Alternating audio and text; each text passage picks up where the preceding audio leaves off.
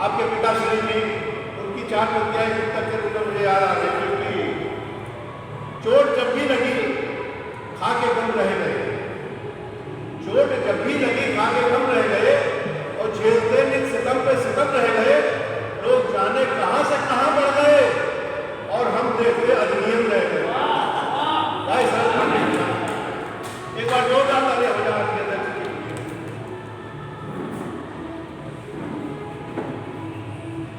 आज की गोष्ठी में बहुत ही जुड़े हुए लोग बैठे हुए हैं, जो हमको भी जानते हैं, हमारे पिताजी को भी जानते हैं, हमारे भाई बहन, और हम लोग जो है यहाँ जो लोग बैठे हैं, हमारे भाई जो है मंदिर में, इनके बड़े भाई भारतेंद्र सिंह जी के साथ कविता पढ़ चुका हूँ, इनके पिताजी के साथ कविता पढ़ चुका हूँ, और जो है हमारे राज जी के छोटे भाई प्रसन्न जी के साथ।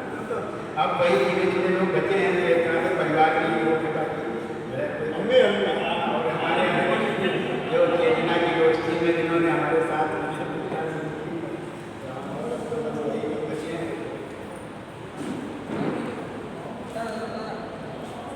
आज की इस गोष्ठी में बहुत ही श्रेष्ठ रचनाएं पढ़ी गई।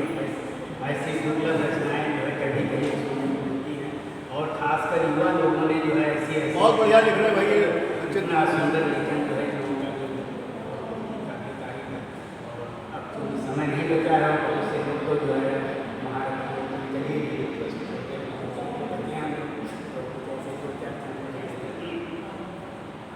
देखें कविता कि प्रेम का है पाठ, प्रेम का है पाठ, घनानंद ने पढ़ाया मुझे, गोकुल गली में घनश्याम ने घुमाया।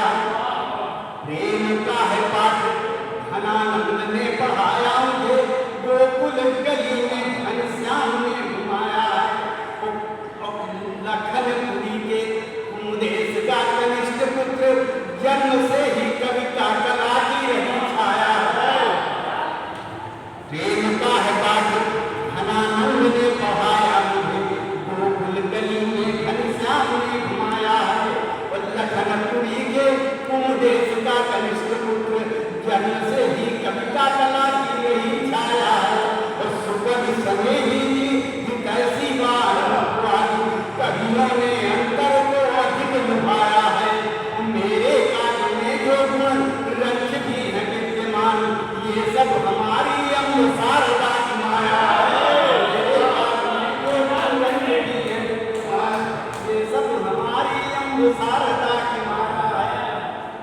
और झांकता नहीं हूँ, झांकता नहीं क्यों दूसरों की गुरुवाटिका में, कहीं सुनी कथा सब कथा को मान बैठा हूँ। वो खींच के न देता नहीं देखा सब साहस की, जग की प्रथा को ही प्रथा को मान बैठा हूँ।